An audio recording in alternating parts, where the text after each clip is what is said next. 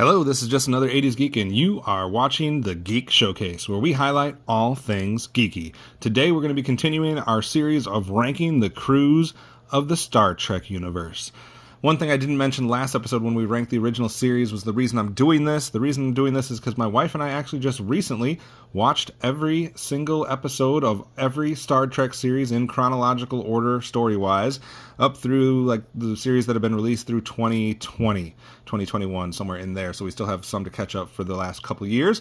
And I wanted to go through and start ranking the crews on who I like and who I don't like, because I found with talking to other Trekkies around the world that I guess I don't agree with everything that is common in the Star Trek universe as far as liked and unliked disliked characters.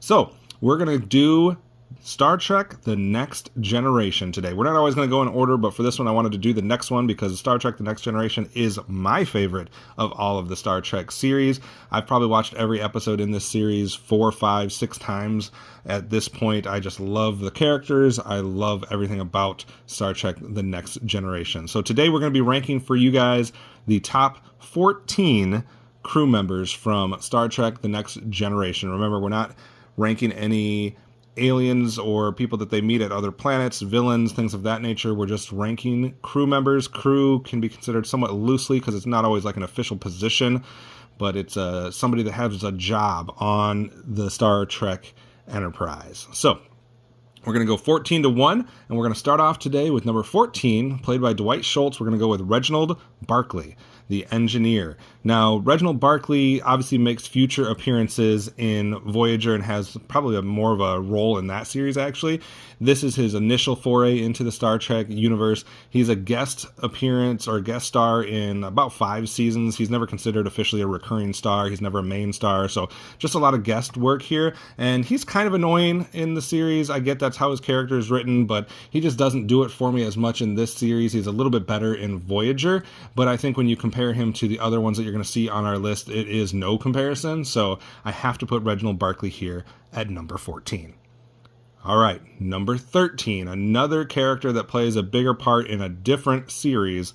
We're going to go with Colm Meaney's Miles O'Brien, the transporter chief, who obviously plays a bigger role in Deep Space Nine. But just like Reginald Barkley, Miles O'Brien's first foray into the Star Trek universe is in Next Generation. He's basically just the transporter chief, gets to do some stuff, gets to go on some away missions, things of that nature. He is considered a recurring character for, I believe, 4 seasons, and then a guest character for another 2. So a little bit more of an appearance and presence in the show than Reginald Barkley, but I just don't think he does enough to warrant him being any higher. So Miles O'Brien, number 13.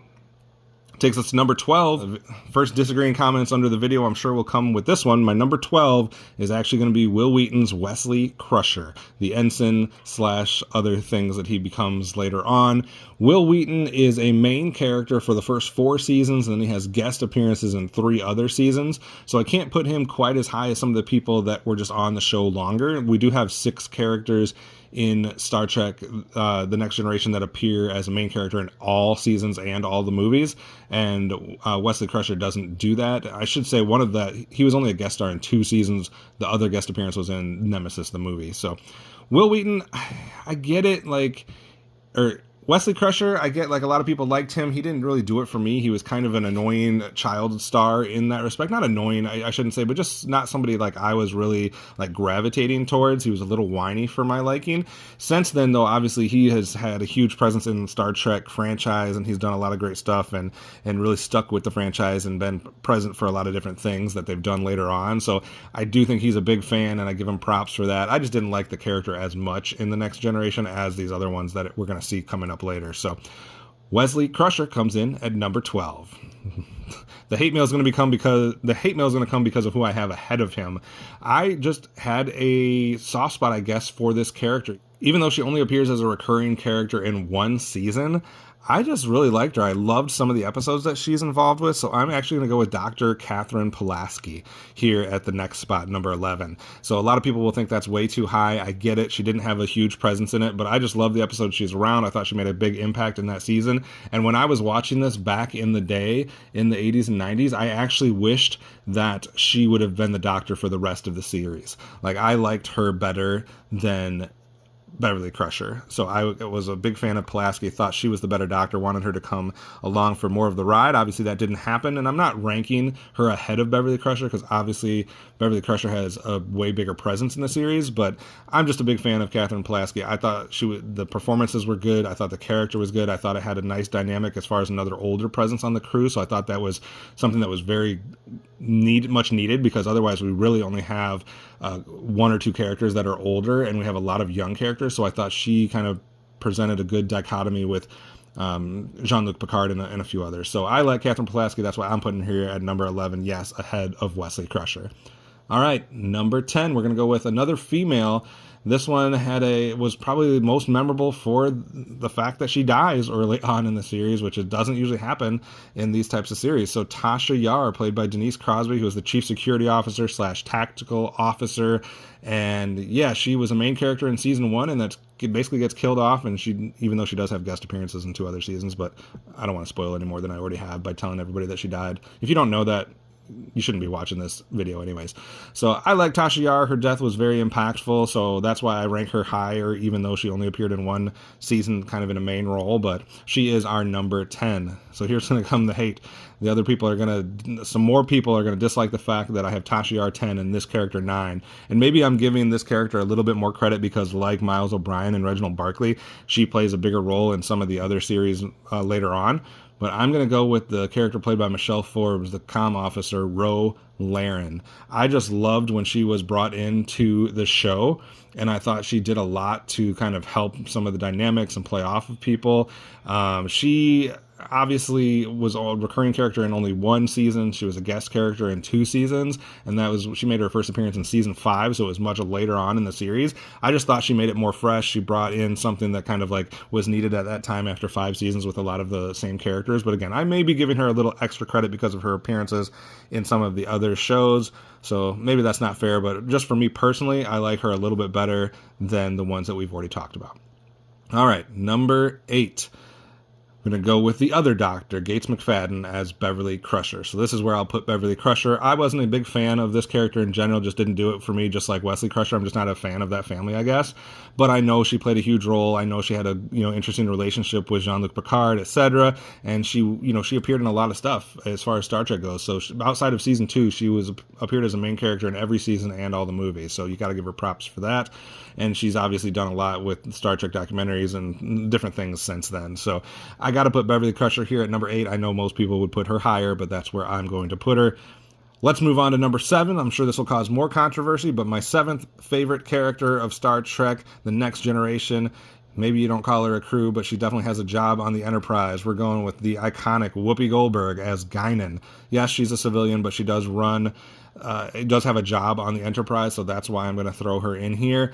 And, she does appear as a recurring role in at least 5 seasons, and then she has guest roles in 2 of the movies. So I just think she has just enough of a presence, and she provides such a cool character. Like, there's not many characters in Star Trek that are as cool as Guinan, and her interactions, especially between Jean-Luc Picard, are amazing. So I'm just a big fan of Whoopi Goldberg's performance as Guinan, and she is my 7th favorite Star Trek The Next Generation character.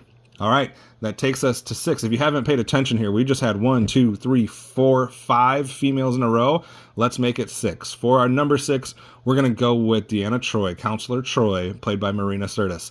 I just think that even though I may not be as huge of a fan of this character, her presence, her importance in this series is just too much to ignore. She's a main character in every season in all of the movies, and she gave us something that we really hadn't had on Star Trek crew before, which is as far as the telepathic abilities. So I thought that brought a nice wrinkle into the series. Obviously, she has some interesting relationships with Mr. William Riker and things of that nature. So I think she does enough to warrant being at this spot. I know most people may have her higher, but man, these top 5 characters are just out of this world. So let's move on to number 5. It was real tough. You could ask me on any day and I might rearrange these top 5 because I love them all. But for number 5, I'm going to go with LeVar Burton's Jordi LaForge. LaForge, the chief engineer. The blind character with the visor brings a new wrinkle again that we hadn't seen before. Obviously, Jordi LaForge is a main character in every season in all the movies, etc. So I just think he's such an interesting character, brings such an interesting element. He's one of the smartest characters in the show for sure, and I just love LeVar Burton. So anything he does, I'm going to be a big fan of. All right, moving on to number 4. How can we not rank high the first Klingon to serve on a Star Trek fleet as far as one of the main characters of the main crew? So we're going to go with Michael Dorn's Worf, the chief security/tactical officer. Obviously didn't play as big of a role early on, but then once Tasha Yar gets killed off, he kind of joins in as even a bigger role, and he is a main character, obviously, in all of the seasons and all of the films. He goes on to play roles in Deep Space Nine, etc. So he's a huge character in the Star Trek franchise, so that is why I'm going to put him here at number 4. Number 3, we're going to go with Brent Spiner's Data, the operations officer. Data is obviously one of the other ones that's a main character, and all the way through, all the rest of them are going to be that, so I'll stop saying that. But the android, it kind of does a similar thing that what Spock does for the original series, just a really interesting character, always trying to be more human or trying to explore what it means to be human, which adds so much to this series that is just makes it very intriguing, makes the series very clever at times, very intelligently written, where we're really exploring some of the elements of humanity. And I think that brings a huge check mark into the Star Trek The Next Generation checkbox as far as being one of the best series in the Star Trek universe. And I think a lot of that is due to Commander Data. All right, that leaves only 2. I know it's cheap to go with the top 2 ranking officers, but we'll do it anyways. Number 2 is going to be Jonathan Frakes as Commander William Riker, the first officer. I just love Jonathan Frakes. I think he brings a lot of charisma, a lot of pizzazz to the show, and he's just always been one of my favorite characters. Whether it's there is a thing that says, once he has facial hair, that's when you should start watching it, because the first couple seasons are a little bit rough. I like Riker all the way through. He's got the young naivety in the beginning, and then obviously he's the old seasoned guy towards the end, and he has lots of appearances and other things as well. So William Riker is my number 2. So if it's not obvious, Jean-Luc Picard, Patrick Stewart, the captain, is my number 1. In my book, he's the best, probably the best captain. We'll have to see once we do this and we rank all the captains, but he's got very much a strong favorite to be the best captain in my book out of all the Star Trek universe. I just think Patrick Stewart's one of the best actors of my lifetime, and Jean-Luc Picard is one of the best characters.